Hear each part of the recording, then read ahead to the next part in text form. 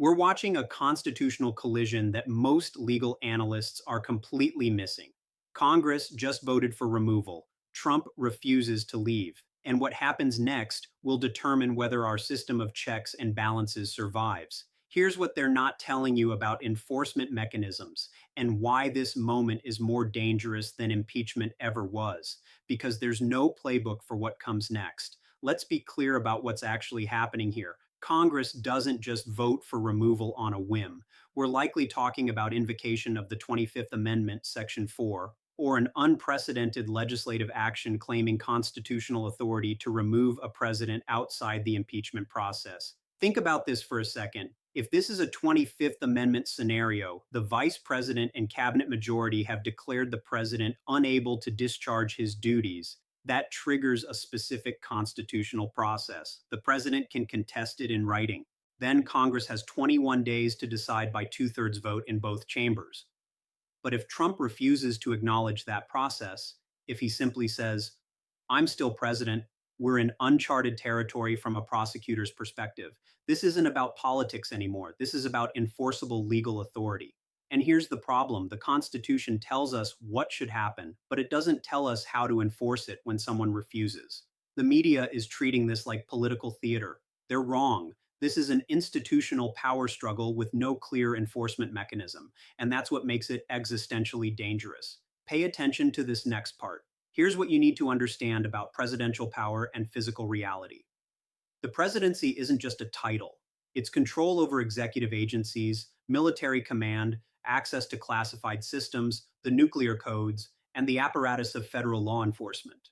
When Trump says he refuses to resign after Congress votes for removal, he's not just being defiant. He's betting on a structural weakness in our constitutional design. The Secret Service protects the president. The military answers to the commander-in-chief. The DOJ technically reports to the president. So who enforces a removal that the president himself rejects? This is the question prosecutors and constitutional scholars have quietly wargamed for years. Let that sink in. In every other removal scenario in American history, Nixon's resignation impeachment processes, the president ultimately accepted the outcome or left before final enforcement was necessary. We've never stress tested the actual mechanics of forcible removal. From a prosecutor's perspective, here's the real danger. Trump is exploiting the gap between constitutional authority and physical enforcement. Congress can vote, the Supreme Court can rule. But unless the institutions that control force, Secret Service, military, federal law enforcement recognize Congress's authority over Trump's claims, we have a legitimacy crisis. And legitimacy crises end in one of two ways: institutional collapse or assertion of raw power. Let me walk you through the legal architecture that's being tested right now. The 25th Amendment, Section 4, was ratified in 1967 after Kennedy's assassination. It was designed for a president who's incapacitated, medically unable to function. It was never designed for a president who's politically unwilling to leave but physically and mentally capable of asserting his authority. There's no precedent for this. Zero. It's never been fully invoked. Now, if Congress is attempting some other mechanism claiming inherent constitutional authority to remove based on unfitness or threat to national security, that's even more legally fraught. There's no textual basis for that outside impeachment. The Supreme Court would have to weigh in. And what happens in the days or weeks before they do? Here's what I learned as a federal prosecutor. Institutions only have the power people believe they have.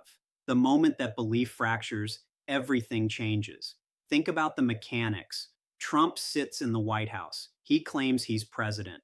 The Secret Service is there under whose authority? If the Joint Chiefs receive two competing claims to commander-in-chief authority, one from Trump, one from whoever Congress recognizes, which order do they follow? This isn't theoretical. This is the exact scenario that leads to constitutional breakdown.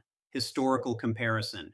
Andrew Johnson's impeachment in 1868. He was impeached by the House, tried by the Senate, acquitted by one vote. But imagine if he'd been convicted and refused to leave. What would have happened? The Constitution doesn't say, because the founders assumed institutional deference would prevent that scenario. Trump is betting that assumption was wrong. This is bigger than one president. This is about whether our constitutional order can survive coordinated defiance. From a prosecutor's perspective, what happens next will establish precedent for every future president. If Trump successfully resists congressional removal, even temporarily, he will have proven that the presidency once held cannot be taken by institutional process alone. That's not hyperbole. That's the legal reality. Here's why this matters for rule of law. Every prosecution, every indictment, every accountability mechanism depends on the belief that no one is above the law. But presidential power is different. Presidential power is the law and execution. If the executive of law refuses to be bound by law, you don't have a legal system anymore. You have a power system. And power systems don't resolve disputes through courts and constitutional process. They resolve them through force. Let me be blunt. If this scenario plays out, if Trump successfully defies congressional removal for any significant period, we will be watching the stress test of whether democratic institutions can constrain an authoritarian executive. That test has failed in other democracies. It can fail here. The Supreme Court will likely be forced to intervene, but their ruling only matters if it's enforced. And who enforces Supreme Court rulings? The executive branch, the president, see the problem? This is the nightmare scenario constitutional scholars have warned about: a president who recognizes no authority above his own claim to power, backed by enough institutional actors willing to defer to him rather than to Congress or courts.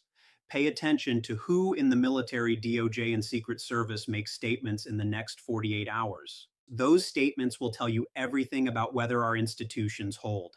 Let that sink in. We're not watching political drama. We're watching whether the American constitutional system has an answer to determine defiance at the highest level. Congress can vote, the courts can rule, but enforcement requires belief in the system, and Trump has spent years eroding that belief among key institutional actors. From a prosecutor's perspective, this is the moment the rule of law either proves it can constrain power or proves it can't.